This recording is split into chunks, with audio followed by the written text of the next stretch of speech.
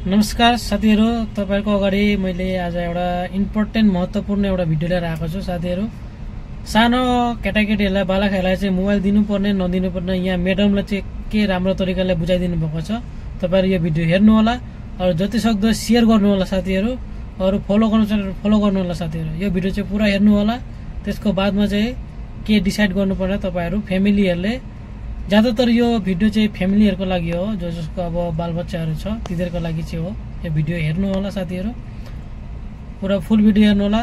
त्यसको बादमा चाहिँ अनि के गर्नुपर्ने तपाईहरु डिसाइड गर्नु होला। आफै के हुन्छ मोबाइल चलाउँदा तपाईहरु आफै डिसाइड गर्नु होला। চাওক 3 বছৰলৈকে নৰমালি আপোনাৰ বেবিটোক মোবাইলটো নিদিব। 3 বছৰৰ পিছতো নিদিয়েতো সেইটো আপুনি ডিসাইড কৰি 3 বছৰলৈকে কিয় সৰুৰ পৰা 3 বছৰলৈকে নিউৰোজেনেসিস হয়। তাৰমানে যোনবিলাক আমাৰ নতুন নতুন নিউৰনছ বিলাক খুব এক্টিভ হৈ থাকে আৰু এই পিৰিয়ডটোতে বেবিটোৱে মানে বাচ্চাটোৱে আপোনাৰ নতুন নতুন কথা কিছুমান শিকে। তেওঁলোকক খুব কিউৰিয়চিটি সব কথা কোৱেশ্চনিং কৰে, খুব জানিব বিচাৰে, ক্ৰিয়েটিভিটিটো বাঢ়ে আৰু আমাৰ যোনটো আমাৰ পৰিৱেশ নেচাৰেল যোনটো পৰিৱেশ আমি য'ত বসবাস কৰোঁ তাৰ কথাবিলাক তেওঁলোকে শিকে।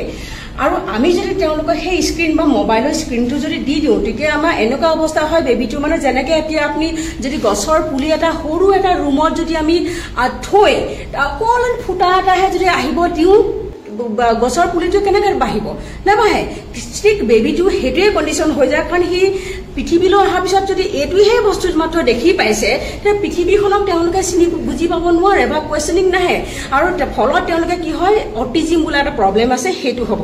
তেওঁলোকে কথা নাপাতিব, ভাবিব নাজানিব, ধৰিব নাজানিব, তেওঁলোকে পৃথিৱীখন বুজি নাপাব আৰু ভাৰ্চুৱেল ৱৰ্ল্ডত গুচি যাব। মানে এটা ইমাজিনেটৰী সেই মোবাইলত যে পকমিলন বা যি চাই সেইবিলাকৰ ইমাজিনেশ্যনত থাকিব, হাঁহি থাকিব আৰু টোপনিটো আপোনাৰ কি কৰিব সি এনেকে এনেকে এনেকে এনেকে মোবাইলটো স্ক্ৰল কৰি থাকে। মোবাইলটো নাই কিন্তু হ'লেও স্ক্ৰল কৰি থাকে টোপনিতে। সেইটো অটিজিম প্ৰব্লেম হয়। ইয়াৰ পৰা বচাবৰ কাৰণে আৰু বহুতে এইটো প্ৰব্লেম পাইছে। ইয়াৰ পৰা বচাবৰ কাৰণে আপুনি প্লিজ মোবাইলটো নিদিব। বহুতে কয় যে খোৱাৰ সময়ত মাত্ৰ দিওঁ, নহয় খোৱাৰ সময়তো নিদিব। আৰু কি যোন অলৰেডি অটিজিম হৈ গৈছে তেওঁলোকৰ পৰা মোবাইলটো লৈ ল'লে একদম এনেকুৱা বেছি কান্দে, ফালি ফালি কান্দে, কাৰো কথা নুশুনে, এগ্ৰেছন খুব খঙত থাকে। সেই তেনেকুৱা হ'ব নিদিব, কাৰণ সেইটো এটা সম্পূৰ্ণ এবনৰ্মেল কণ্ডিশ্যন হয়। ব্ৰেইন ডেভেলপমেণ্ট নহ'ব।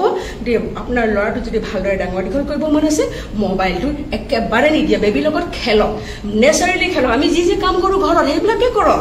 আপুনি চব্জি কাটিছে চব্জিৰ লগত সেই তুলনা কৰক। সৰু সৰু সৰু সৰু আমি যোনটো নৰ্মেলি কৰোঁ সেইখিনিকে কৰিব দিয়ক।